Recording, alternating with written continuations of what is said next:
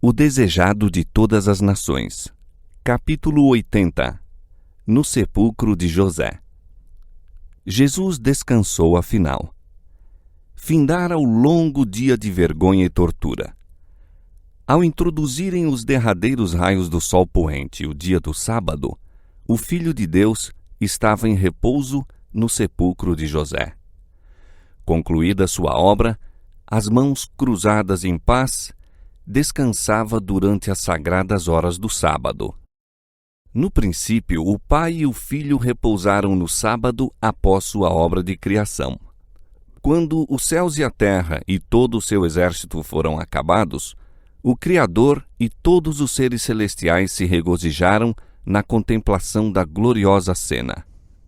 As estrelas da alva juntas alegremente cantavam e todos os filhos de Deus rejubilavam.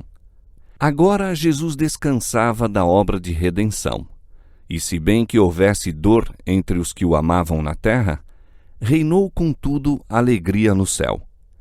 Gloriosa era aos olhos dos seres celestiais a perspectiva do futuro. Uma criação restaurada, a raça redimida que, havendo vencido o pecado, nunca mais poderia cair, eis o resultado visto por Deus e os anjos da obra consumada por Cristo. Com esta cena se acha para sempre ligado o dia em que Jesus descansou, pois sua obra é perfeita e tudo quanto Deus faz durará eternamente. Quando se der a restauração de todas as coisas, as quais Deus falou por boca dos seus santos profetas, desde o princípio do mundo, o sábado da criação, o dia em que Jesus esteve em repouso no sepulcro de José, será ainda um dia de descanso e regozijo. O céu e a terra se unirão em louvor quando, desde um sábado até ao outro, as nações dos salvos se inclinarem em jubiloso culto a Deus e o Cordeiro. Nos acontecimentos finais do dia da crucifixão, foi dada nova prova de cumprimento da profecia e novo testemunho da divindade de Cristo. Quando a treva se erguera de sobre a cruz e o Salvador soltara seu brado agonizante, ouviu-se imediatamente outra voz dizendo: verdadeiramente este era o Filho de Deus. Essas palavras não foram murmuradas em segredo. Todos os olhos se volveram a ver de onde provinham. Quem falara? Fora o centurião, o soldado romano. A divina paciência do Salvador, a sua súbita morte, com o grito de vitória nos lábios, impressionara esse pagão. No ferido, quebrantado corpo pendente da cruz, reconheceu o centurião a figura do Filho de Deus. Não pôde deixar de confessar sua fé.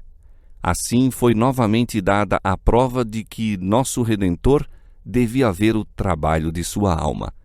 No mesmo dia de sua morte, 3 homens, diferindo largamente entre si, declaravam sua fé: o que comandava a guarda romana, o que conduzira a cruz do Salvador e o que morrera na cruz ao seu lado. Ao aproximar-se a noite, um silêncio estranho pairou sobre o Calvário. A multidão dispersou-se e muitos volveram a Jerusalém com o espírito bem diverso do que tinham pela manhã. Muitos haviam afluído à crucifixão por curiosidade e não por ódio para com Cristo. Contudo, acreditavam nas acusações dos sacerdotes e olhavam-no como malfeitor. Sob uma excitação fora do natural, uniram-se à turba em injuriá-lo. Quando, porém, a terra foi envolta em trevas e se sentiram acusados pela própria consciência, acharam-se culpados de uma grande injustiça. Nenhum gracejo ou riso de escárnio se ouviu em meio daquela terrível escuridão. E, dissipada ela, fizeram o caminho de volta à casa em solene silêncio. Estavam convencidos de que as acusações dos sacerdotes eram falsas, de que Jesus não era nenhum impostor. E algumas semanas mais tarde, quando Pedro pregou no dia do Pentecoste, achavam-se entre os milhares que se converteram a Cristo. Mas os guias judaicos não se mudaram pelos acontecimentos que haviam presenciado. não arrefecera seu ódio para com Jesus. A treva que cobria a terra durante a crucifixão não era mais densa que a que ainda envolvia o espírito dos sacerdotes e principais. Em seu nascimento, a estrela conhecera a Cristo e guiara os magos à manjedoura onde jazia. As hostes celestiais conheceram-no e entoaram-lhe o louvor por sobre as planícies de Belém. Conhecera-lhe o mar a voz e obedecera a sua ordem. A doença e a morte reconheceram-lhe a autoridade, entregando-lhe sua presa. O sol o conhecera, e à vista de sua agonia e morte, ocultara a face luminosa. Conheceram-no as rochas e fenderam-se, fragmentando-se ao seu brado. A natureza inanimada conhecera a Cristo e dera testemunho de sua divindade. Mas os sacerdotes e príncipes de Israel não conheceram o Filho de Deus. Todavia, esses sacerdotes e príncipes não estavam tranquilos. Levaram a cabo o seu desígnio de matar a Jesus. Não experimentavam, no entanto, a sensação de vitória que esperavam. Mesmo na hora de seu aparente triunfo, assaltavam-nos dúvidas quanto ao que viria depois. Ouviram o brado: está consumado. Pai, nas tuas mãos entrego o meu espírito. Viram as rochas fenderem-se, sentiram o forte terremoto e estavam desassossegados, inquietos. Tinham invejado a influência de Cristo para com o povo enquanto vivo. Sentiam o mesmo ainda depois de ele morto. Temiam mais, muito mais, o Cristo morto do que haviam temido o Cristo vivo. Receavam que a atenção do povo fosse atraída ainda para os acontecimentos que acompanhavam a crucifixão. Temiam os resultados da obra daquele dia. Por coisa alguma queriam que seu corpo permanecesse na cruz durante o sábado. Este se vinha aproximando e seria uma violação de sua santidade o ficarem os corpos pendentes da cruz. Assim, servindo-se disso como pretexto, os principais judeus solicitaram de Pilatos que se apressasse a morte das vítimas e seus corpos fossem tirados antes do pôr do sol. Pilatos tinha tão pouca vontade como eles de que o corpo de Jesus ficasse na cruz. Obtido seu consentimento, quebraram as pernas dos 2 ladrões para lhes apressar a morte, mas verificaram estar Jesus já morto. Os rudes soldados abrandaram-se pelo que ouviram e testemunharam de Cristo e abstiveram-se de lhe quebrar os membros. Assim, na oferta do Cordeiro de Deus, cumpriu-se a lei da Páscoa. Dela nada deixarão até amanhã, e dela não quebrarão osso algum, segundo todo o estatuto da Páscoa a celebrarão. Os sacerdotes e principais surpreenderam-se ao verificar que Jesus já estava morto. A morte pela cruz constituía processo vagaroso. Difícil era determinar quando cessara a vida. Nunca se ouvira que alguém morrera dentro de 6 horas de crucifixão. Os sacerdotes desejavam certificar-se da morte de Jesus e, por sugestão deles, um soldado atirou uma lança ao lado do Salvador. Da ferida assim feita, saíram 2 copiosas e distintas correntes, uma de sangue, outra de água. Isso foi observado por todos os espectadores e João declara a ocorrência de maneira bem positiva.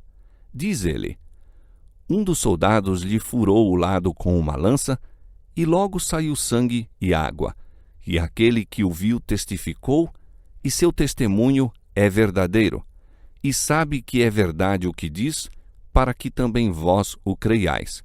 Porque isto aconteceu para que se cumprisse a Escritura que diz: nenhum dos seus ossos será quebrado. E outra vez, diz a Escritura: verão aquele que traspassaram. Depois da ressurreição, os sacerdotes e principais puseram em circulação o boato de que Cristo não morrera na cruz, que apenas desmaiara e revivera posteriormente. Outro boato afirmava que não era um corpo real de carne e osso, mas, à semelhança de um corpo, o que fora posto no sepulcro. A ação dos soldados romanos contesta essas falsidades. Não lhe quebraram as pernas porque ele já estava morto. Para satisfazer os sacerdotes, furaram-lhe o lado. Não se houvesse já extinguido a vida, isso teria ocasionado imediatamente a morte. Não foi, porém, a lança atirada, não foi a dor da crucifixão que produziu a morte de Jesus. Aquele grito soltado com grande voz, no momento da morte, a corrente de sangue e água que lhe fluiu do lado demonstravam que ele morreu pela ruptura do coração. Partiu-se-lhe o coração pela angústia mental. Foi morto pelo pecado do mundo. Com a morte de Cristo, pereceram as esperanças dos discípulos. Olhavam-lhes as cerradas pálpebras e a cabeça pendida, o cabelo empastado de sangue, as mãos e os pés traspassados, e indescritível era a angústia que sentiam. Até ao fim, não acreditavam que ele morresse. Mal podiam crer que estivesse realmente morto. Esmagados pela dor, não recordavam suas palavras a predizer essa mesma cena. Coisa alguma de quanto dissera lhes dava então conforto. Viam unicamente a cruz e a ensanguentada vítima.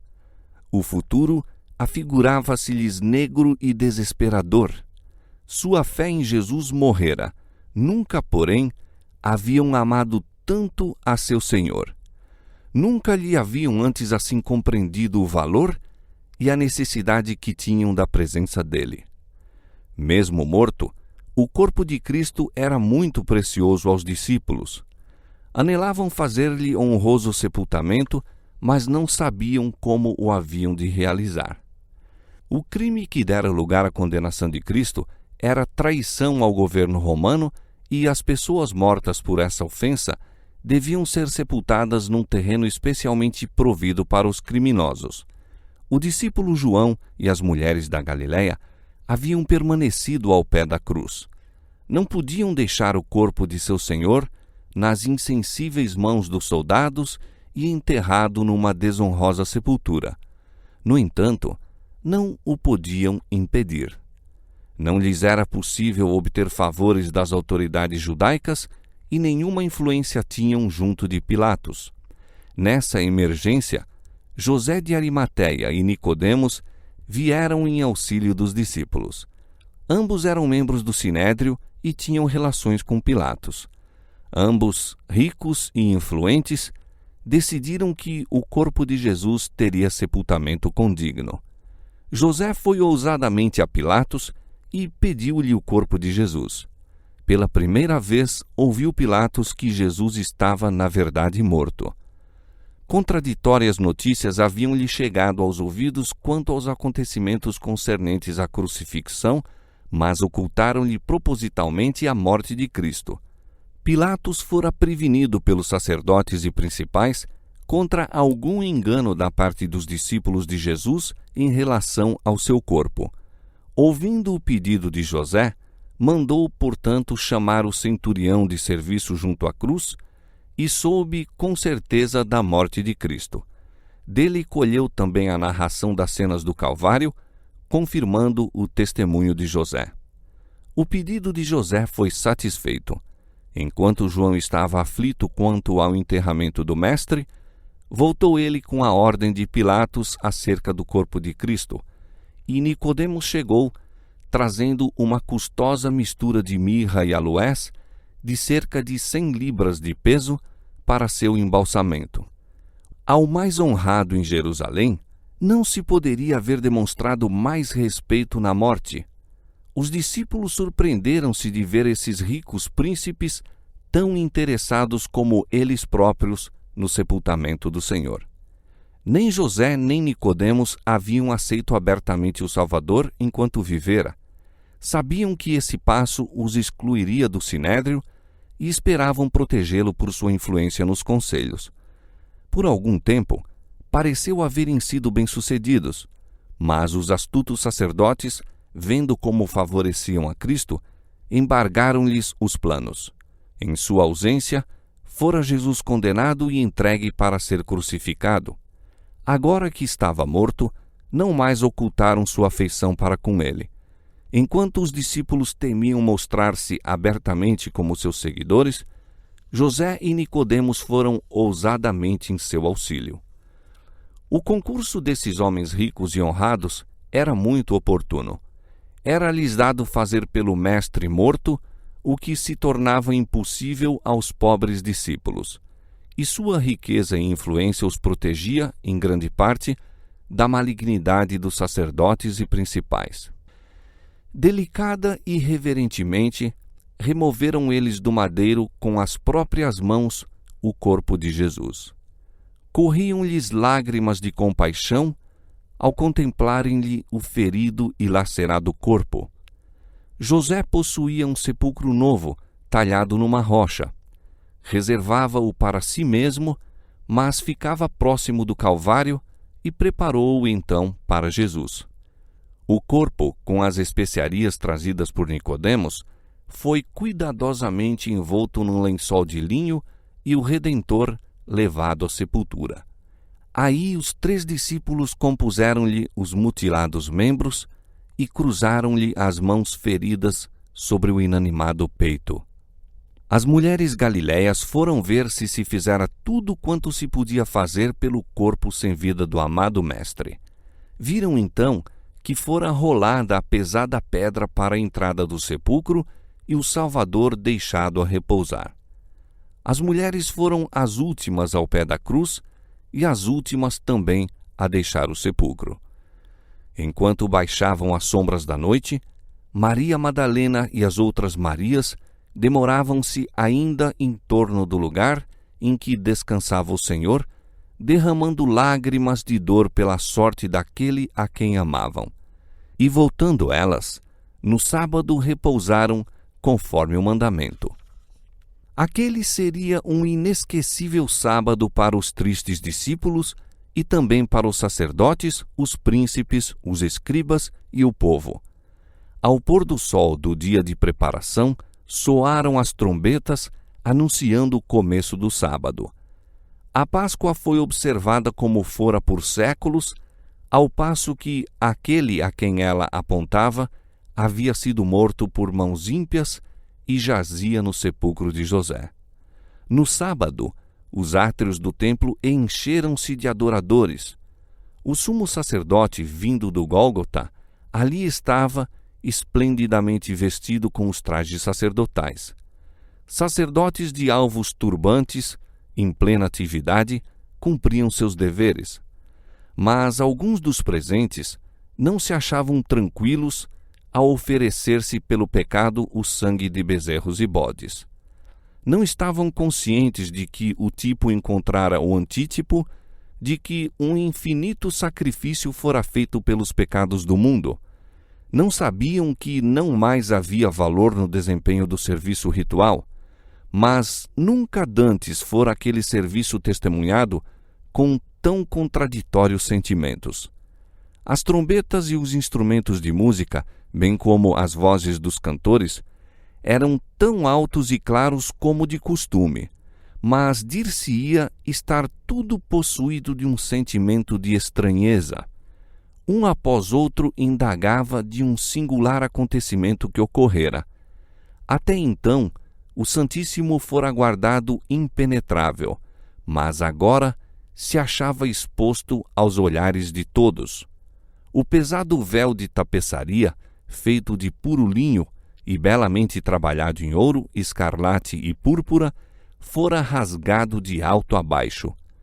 O lugar em que Jeová se encontrara com o sumo sacerdote para comunicar sua glória, o lugar que fora a sagrada câmara de audiência de Deus, jazia aberto a todos os olhos, não mais reconhecido pelo Senhor.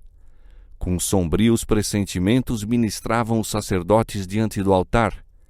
O haver sido exposto o sagrado mistério do lugar santíssimo os enchia de medo de uma calamidade por vir. Muitos espíritos ocupavam-se com pensamentos despertados pela cena do Calvário.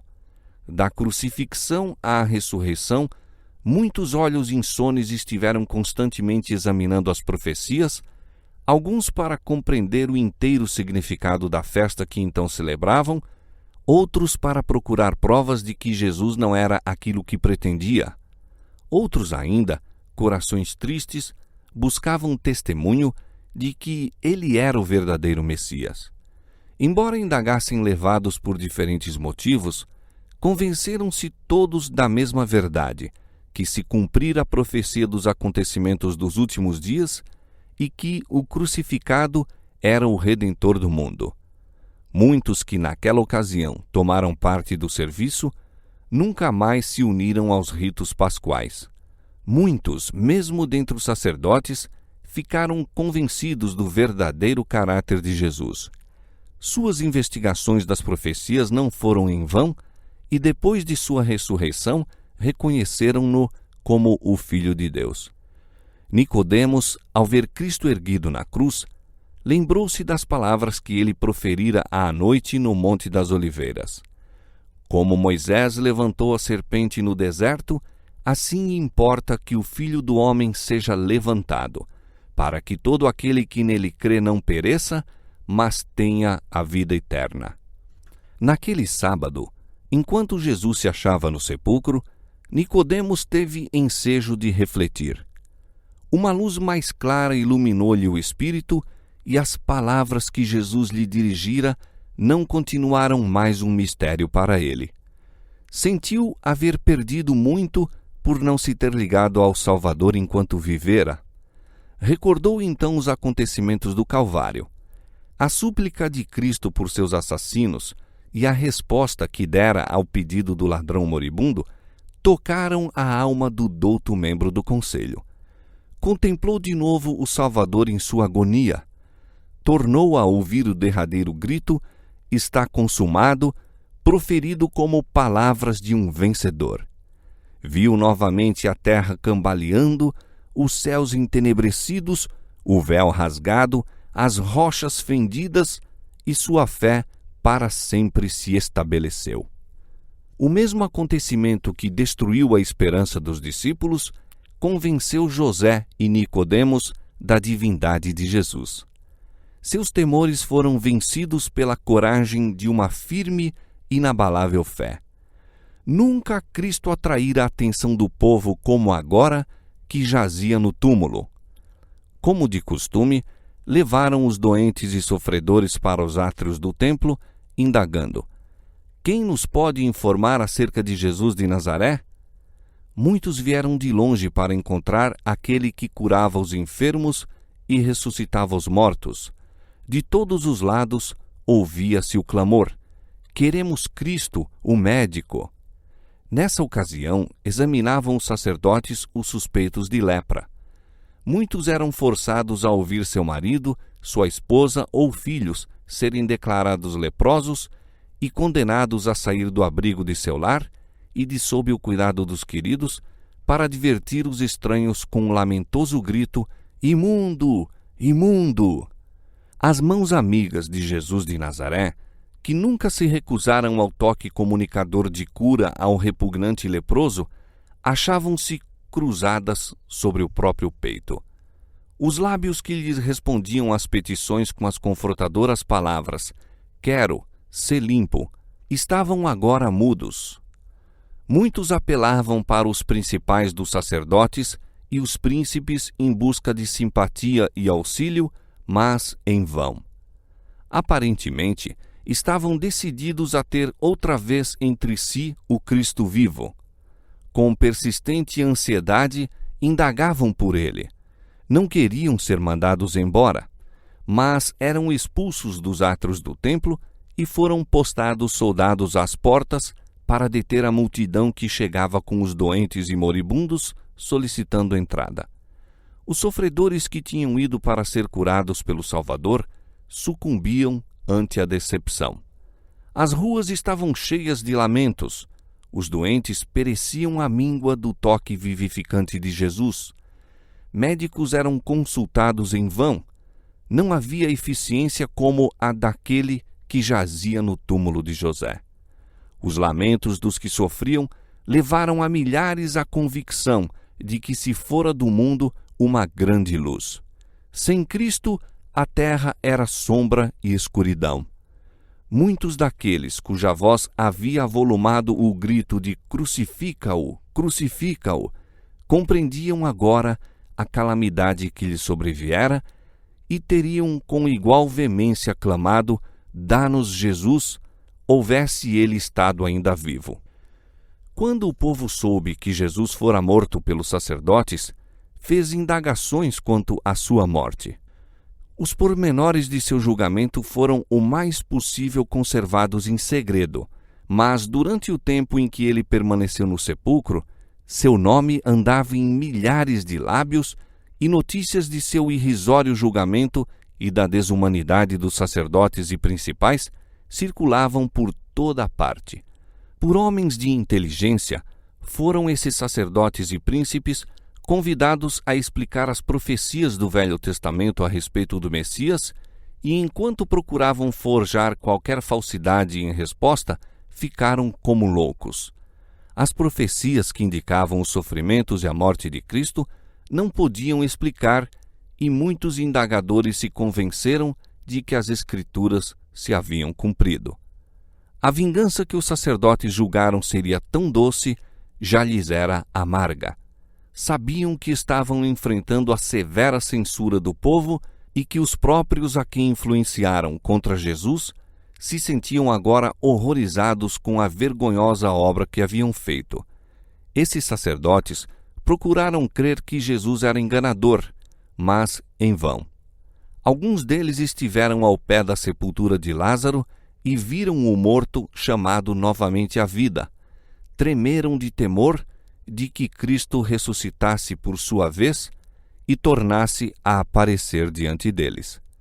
Haviam-no ouvido declarar que tinha poder para dar sua vida e para tornar a tomá-la. Lembravam-se de que dissera: derribai este templo e em 3 dias o levantarei. Judas declarara-lhes as palavras ditas por ele aos discípulos durante a última viagem para Jerusalém.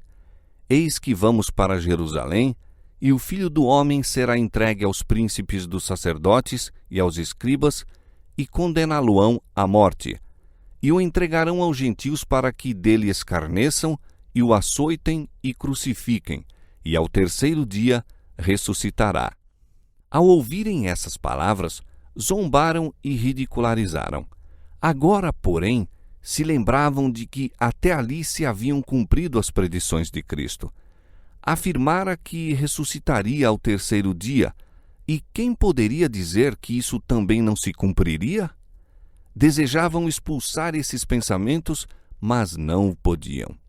Como seu pai, o diabo, creram e tremeram. Agora que passara o frenesi da excitação, a imagem de Cristo, malgrado seu, acudia-lhes sempre ao espírito.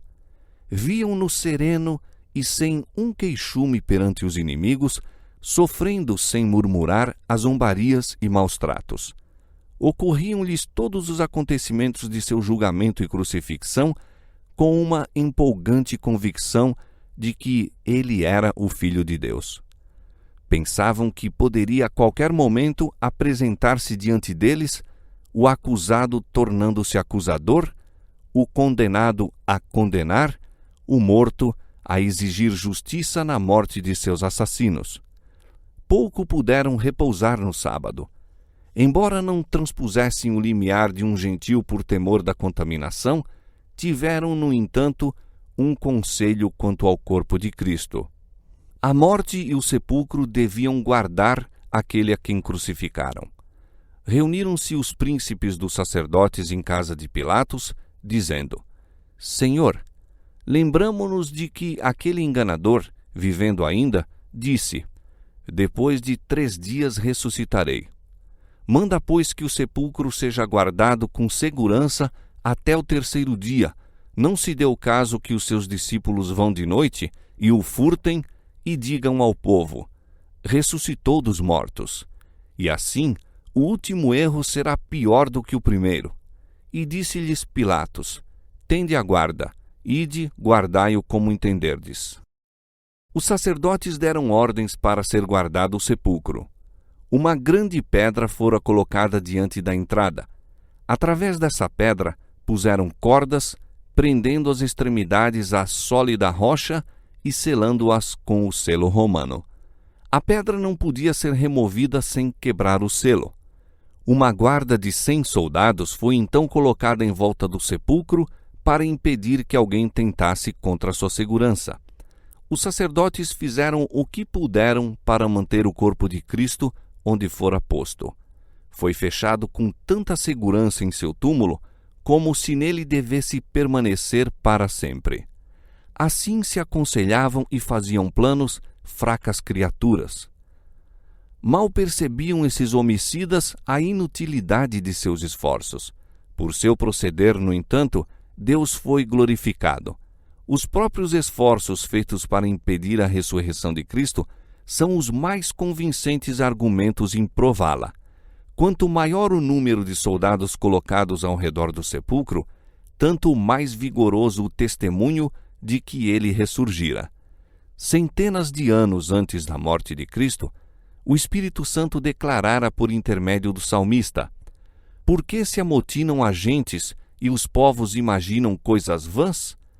Os reis da terra se levantam e os príncipes juntos se mancomunam contra o Senhor e contra o seu ungido. Aquele que habita no céu se rirá, o Senhor zombará deles. As guardas e as armas romanas foram impotentes para limitar o Senhor da vida dentro do túmulo.